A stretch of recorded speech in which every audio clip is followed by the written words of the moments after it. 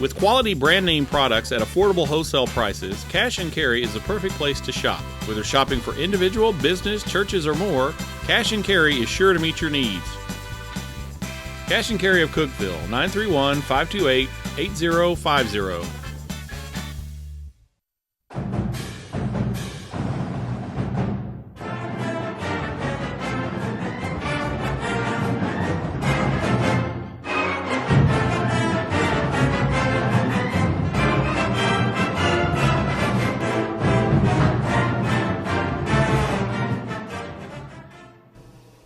One more road trip. Hello, everyone, and welcome to the Watson Brown Show, presented by IWC Cash and Carry. Alongside Tennessee Tech head coach Watson Brown, I'm your host, Buddy Pearson.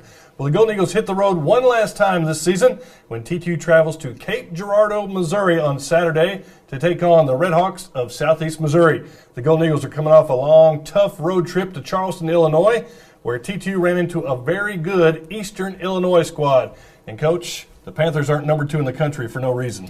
No, there's no weaknesses in that team. I couldn't find any of it. Maybe a little bit in their kickers would be the only thing. Their defense is much improved over a year ago, and the offense has just been unstoppable. I mean, they've done it to everybody. They did it to us. They had Eastern Kentucky 35-0 at the half. I mean, and now Eastern Kentucky is not given up but 10 points once in the last 5 games. Wow. So it shows you, I think, how good that EIU offense really is.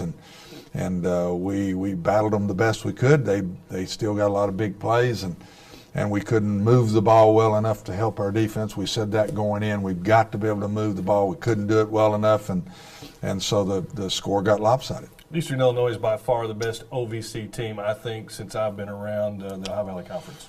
My few years here at Tennessee Tech, there hadn't been anybody close to them, not in the league, not in the playoffs. This team, I told some guys after the game, I think this team would beat Central Arkansas, who we played in the first round, 14, 17 points. Yeah. I think they're that good. So they can make a run. They don't need to hurt certain players. Jimmy Garoppolo has got to stay healthy. Laura's got to stay healthy. Either one of those two disappear, that offense, I think, goes a little bit the other way. Yeah, against the tough EIU team, the Golden Eagles had a rough first quarter as we check out the first half highlights. Brought to you by Wendy's Breakfast of Cookeville. Golden Eagle defense, though, did look good early on. Austin Talent forces the fumble on Jimmy Garoppolo. Jimmy Laughlin right there to recover the ball at the EIU 35. Yeah, that was the first drive of the game. A nice stop by our defense. We've got it in their territory and absolutely do nothing with it. Just a very poor start by our offense. Give them the ball back, and they drive it the length of the field here. Wonderful throw and catch. And on our tapes, you can see he was most definitely inbounds and caught the ball. Beautiful play. Jimmy Garoppolo with the complete pass to Eric Laura. This time, Malcolm Mitchell gets him for the sack, an 8-yard loss. Nice sack, and we get them here, and I think 4th and long. And we jump in a 2-deep coverage and don't play it very well, and they hit Laura in the seam for his second touchdown pass. Again, they're very tough to stop, and you have to execute perfectly against them. Here was the third score. Again, we had poor coverage all day. Part of it was that our guy was kicking it so deep. He was hitting it so deep that we couldn't. They're catching it 20 yards. He's running 20 yards before we get anybody to him. And so our punt coverage, I thought, was bad. This play. It's two Golden Eagles, off the hands of one, off the helmet of another, right in the hands of Keandre Gober. I'm not sure D'Oshea McCauley isn't going to intercept the ball. Yeah. Bill Dillard tips it, which then D'Oshea then tips it. Nice play by Patrick Pruitt here. We did some good things on defense in the game, and then I thought Jared Davis did some real good things at quarterback in the game. This is a beautiful throw into a blitz. He hits the quick, what we call a skin route, or a kind of a deep slant, if you want to call it that.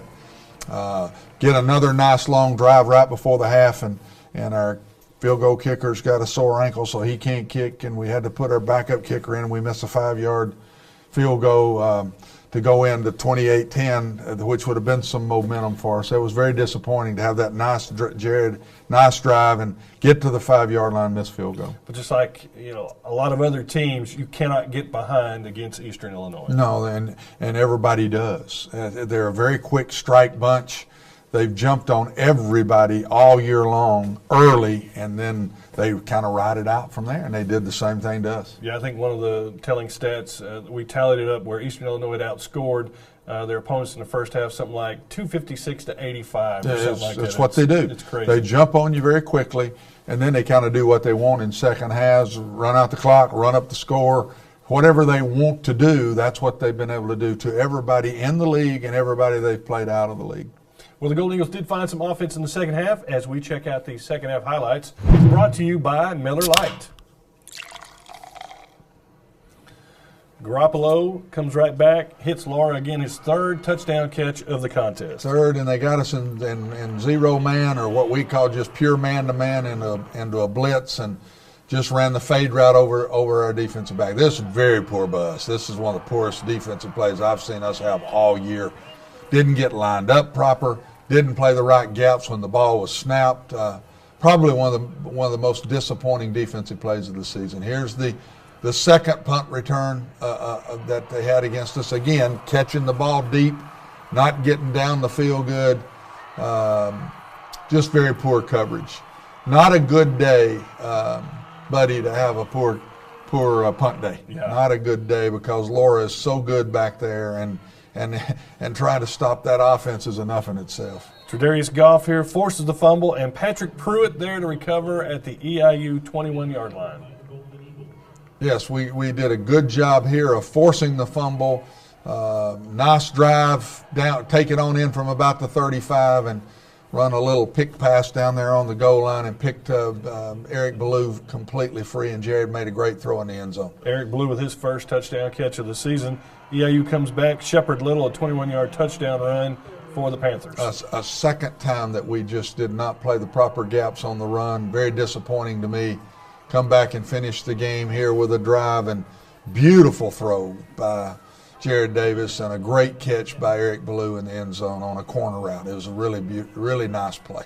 And so the final score, Tennessee Tech falls to Eastern Illinois 56-21. Coach Eric Ballou, 2 touchdown catches. Jared Davis comes in, looks good again as the backup. A couple of bright spots defensively. Tredarius Goff again looks good. Patrick Pruitt all around the football with an interception, recovers a fumble. So, despite the score, still some things that you can build on going into SEMO. All those names that you named are all very, very young kids that I think have got great futures, and so there wasn't a lot we could talk about. But again, there is improvement in certain areas. We'd love to see it carry into these last 2 games that give us an opportunity to win those games. Well, let's see how other teams around the league fared as we check out the Ohio Valley Conference scoreboard, brought to you by the OVC Digital Network. Wow, that's all I can say. Eastern Kentucky 44, Tennessee State, who had a chance really to win the conference last week when they hosted EIU, gets shut out 44-0. I 100% predicted that one. And Eastern Kentucky has come alive on defense. They, in the last 4 games, 3 points, 7 points, 7 points, 10 points. Nobody's scoring any points on them. As I said at the quarterback club today, moral victory, we got the 10.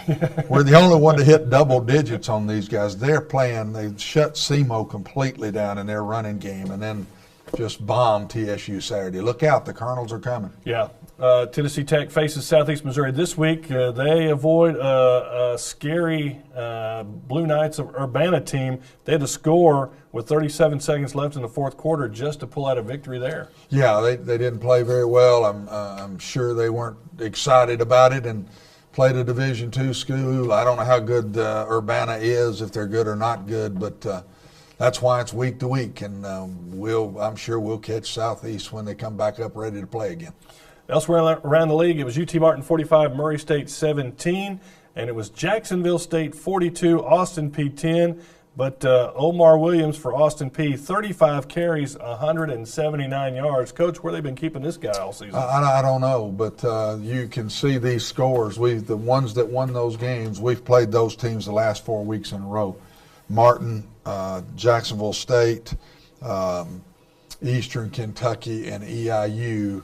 They are the best teams in the league right now, and we've played them back to back to back. That's why our kids have just got to get their heads up and keep fighting, because they have flatlined up and played the best in the league here in the last month. Yeah, Eastern Illinois, the cream of the crop there in the OVC, 5-0, 8-1 overall. Eastern Kentucky, like you said, the Colonels are coming, still have a chance there, 4-1, 6-3 overall. And then, of course, we play Southeast Missouri this week. They're 1-4 in the league, 2-7 overall. Yeah, we now finished with the bottom teams. All three of us play each other here down the stretch, and we'd love to win these next two to build into the next season. When you have just 10 seniors on your team, you want to try to get some momentum as you go into next year. So these next two games are very, very important to us. Yeah. Hey, stick around. We still got plenty to talk about here on the Watson Brown Show. Stay with us. Tennessee Tech tickets available at 931-372-3940 or ttusports.com. Welcome back to the Watson Brown Show, presented by IWC Cash and Carry, alongside Tennessee Tech head coach Watson Brown. I'm your host, Buddy Pearson. It's time now for our Golden Eagle Player Profile, brought to you by IWC Cash and Carry. This week, we visit with Blake Adams.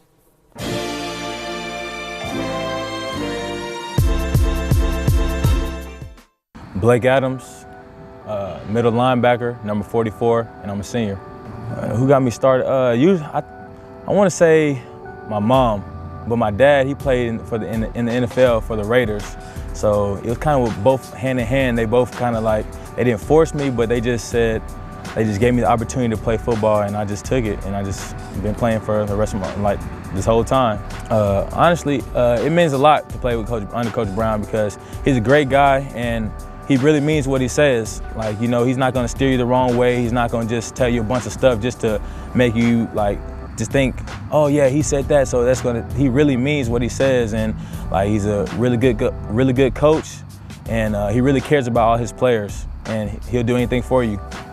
Being here at Tennessee Tech means, first off, getting an education and playing football, you know, as a full scholarship player. That's like a blessing. Nobody really gets to do that, and gets a chance to play at the next level at college, you know. So, I mean, I really just, I admire just being here at Tennessee Tech, and it means a lot to me.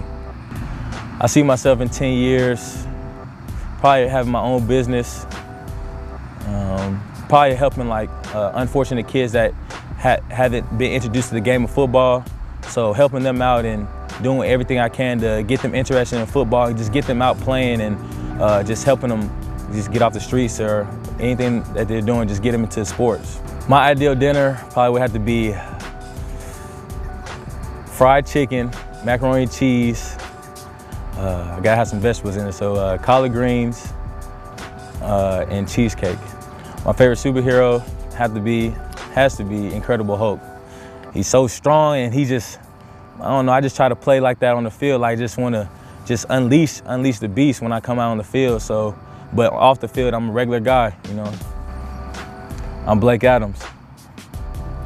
Coach, some neat stuff there from Blake Adams, and it's got to make you feel good when he talks good not only about you, but also about the program and his time here at Tennessee Tech. Well, he's been very successful. He was part of that run of a very nice OVC record, and winning a couple of state titles and winning a championship and getting in the playoffs. He was a part of that, and he was one of the few starters that are left that were on that championship team. And we're just very proud of Blake, and he will be very, very successful. He will have his own business, and I will be coming to get in his pocket when he starts making money to give us some back at Tennessee Tech. The Hulk. The Hulk. Well, it's time now to check out athletics in the community, brought to you by Pepsi. This week we enjoy National Walk to School Day. Check it out.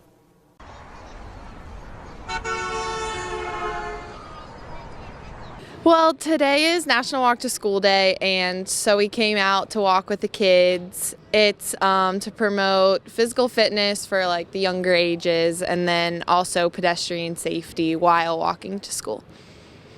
Well, it's been really fun. We've been here for the last year and a half, and it's fun to get to know the kids. And then when you see them come to your games and just out and about, like in the community, it's cool to know that you're making a difference in their, day-to-day school life. And it's fun to get to come here every day and interact with kids. Yeah, it's a bit cold this morning, but it's good to be out here for, especially being an athlete, to promote a physical fitness kind of initiative for younger kids especially. To see the soccer girls out here is, I think, really good for the community, for tech, for the soccer program in general. Well, since we come out here on a weekly basis with all the girls, we know Dr. Polk, and she asked if we could kind of head it since, we're athletes, and for, National Walk to School Day. I think it's a very good thing. Being athletes, I think it's that we are out in the forefront as far as promoting physical fitness, and if we can get kids interested, and it takes a soccer team or any athletic team to do that, I think it's always worthwhile. So it really wasn't a matter of getting them out here. It's just, hey, just ask us and we'll be there. Sometimes athletes are just known for playing their sport and going to school, and we want to be known for so much more. And if we can help out in the community, it's great to have that positive effect. Coach, really neat to see the TTU student athletes involved in National Walk to School Day. Used to walk my daughter to school on those days, and yeah, sometimes it's a little cold out there when you're walking. Looked a little chilly. Yeah, everybody's see the smoke coming, and I don't know what day they did that, but that was a cool day. But all of our athletes are very good about that. All the sports. Mark does a great job of getting all of our athletes to want to do that, and they're motivated to go do it, and I think they all do a great job. Yeah. Well, it's time now to turn our attention to our Where Have They Landed feature. This week, we visit with former Golden Eagle Mario Thomas.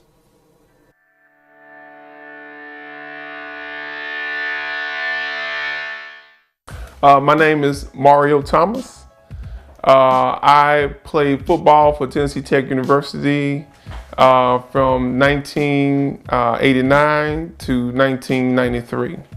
I started out at cornerback, and I played my first 2 years at cornerback, and they moved me to outside linebacker for my last 2 years at Sam linebacker. The thing that allowed me to have so many interceptions during my career, obviously I was blessed with some athletic ability.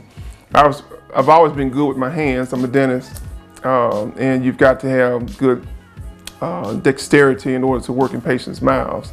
So catching the ball was easy for me. Physically being blessed with big hands helps out, but I also was a hard worker. I was one of the football players that always came into camp in shape. So there were things I didn't have to battle that other people who came in to practice or whatever had to battle. I was, focusing on maybe positioning and where am I supposed to be on the field, and knowing what having some type of skill of knowing, what a receiver or a running back or a quarterback is going to do, or how he's going to throw it, where that ball is going to come. Yeah, here in Memphis, I'm known as the rapping dentist. I went out and bought about $7,000 worth of equipment, speakers, microphones, and I've got a CD of music that I went into the studio and created, and I based it off of the sounds that the kids are used to hearing in rap music, and just put my lyrics to it. So we go to the elementary schools and the middle schools, and I do a rap show, for them, and it's very, very popular. Whenever I go to school now, there are those kids who have seen me before. They can't wait to get in because they know we're going to have a good time. I go in, we rap, and sing and dance with the kids, and then I deliver a message to them about taking good care of their oral health. I'm Mario Thomas, and that's where I landed. The rapping dentist. The rapping dentist. I like it. Yeah. That's pretty neat. Seems like a great guy. I've not met him. But another highly successful Tennessee Tech athlete. Well, that's just it. You see these players that they epitomize the term student athlete. They play football, they get their degree, and then now they become rapping dentists. Well, we're not a private school, but in essence, we are the academic university in this conference. We have been for many, many years, and I'm very proud to be a part of that. Yeah. Hey, stick around. Coach Watson Brown is going to take your Twitter questions. Plus, we're going to talk about this week's opponent, Southeast Missouri. Don't go away. Tennessee Tech tickets available at 931-372-3940 or ttusports.com. Welcome back to the Watson Brown Show, presented by IWC Cash and Carry. Well, if you have a question for Coach Brown, you can tweet it at TTU Golden Eagles. Now, we have some questions for you, Coach, as we move into the segment sponsored by TTUsports.com. First Twitter question, where has Patrick Pruitt been all year? Patrick has been a backup safety to Marty Jones, so he hasn't played a whole lot. We lost Corey Weber of the Rover on the other side, Right. So when we lost Corey, we had to move Patrick to play both free safety and Rover. That's why he's showing up more in games now with Corey out. Another question here, given how well Jared Davis played, will he start, or is it still Darian Stone's job to start at quarterback? No, I think we will start Darian. I think Jared plays better when he comes off the bench than when he starts. He started 3 times, and I just think he seems to relax more in being a freshman that will do it this way. And Darian needs to pick it up. Darian has not played very well in the last two times out. Last week was the first time that he'd been back in the Jacksonville State game in a few weeks. Did not think he played well at all at EIU. I expect him to come back and play better this week. Now, through 10 games, we still have 2 games left, but if you had to present awards today, who would be the team MVP? We don't. The players vote on that, so it would. I don't want to comment because I don't want to lead the players if they watch the show. And we've had some guys that played really well defensively. I think Malcolm Mitchell and Jordan Johnson have played really well. Are our only couple of seniors on defense. And then I think Trey Goff and Marty Jones have played really well. Yeah. Offensively, it's just been, we lost all of our older guys early, so it's kind of been a hodgepodge from there on offense. But those 4 defensive players have played well. Chad Zinchini has just had a phenomenal year. He would be another one to throw in that pile. There's quite a few guys. It'll be interesting to see how that vote comes out. Yeah, we'll go ahead and we're going to move into the segment where we talk about this week's opponent, Southeast Missouri. Last Twitter question here. What's the biggest threat presented by SEMO? SEMO is there always been a power option football team. We've struggled with getting the power run stop. They have a big old 260-pound fullback that we've been playing against for 4 years. So I'm glad he's going to be gone. His name is Coleman, number 30. And then their quarterbacks are really good running quarterbacks, and they run the option stuff, and they get in the seam and bust you. Defensively, they're a bend but not break team. This was a killer loss to us a year ago. We lost all of our running backs, but if you remember going into that game, didn't have one. Didn't have anybody left from the Oregon game.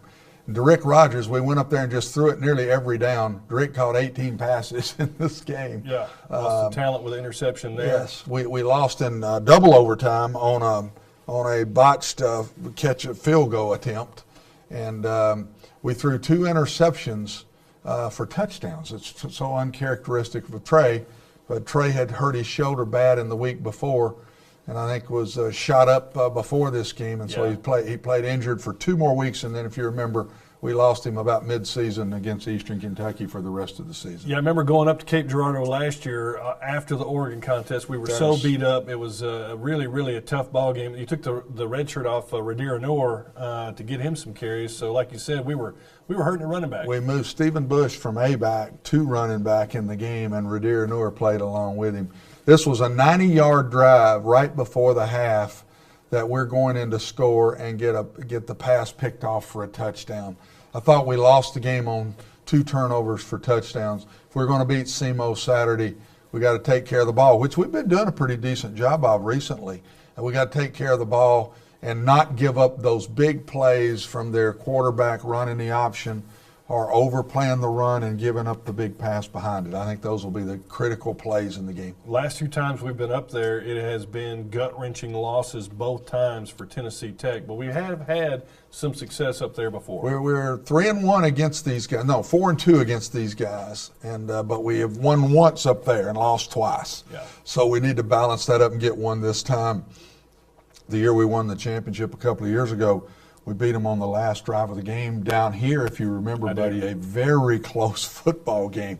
So it seems like every time we play these guys, it's just a real nip and tuck tight game. I don't expect anything to be different this week. You know, what's the mood of the team right now? I mean, I know you have a losing streak. You know, you've lost some confidence, but you know, you have 2 teams here that you can beat at the end of the season to end up with a winning on a winning note. So, I mean, are they feeding into that? I mean, I hope so. I thought last week was the first time that our Dapper really got down during the game, and we didn't quit, but I didn't see the spirit in the second half like I have in other games. So we got to get that back.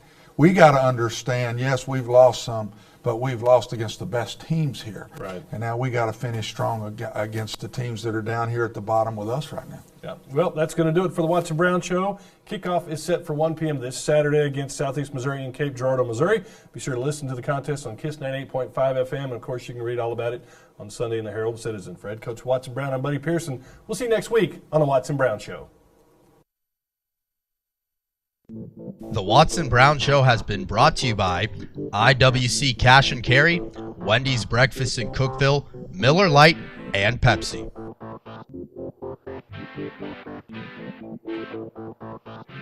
Tennessee Tech tickets available at 931-372-3940 or ttusports.com. With quality brand name products at affordable wholesale prices, Cash and Carry is the perfect place to shop. Whether shopping for individual, business, churches, or more, Cash and Carry is sure to meet your needs. Cash and Carry of Cookeville, 931-528-8050.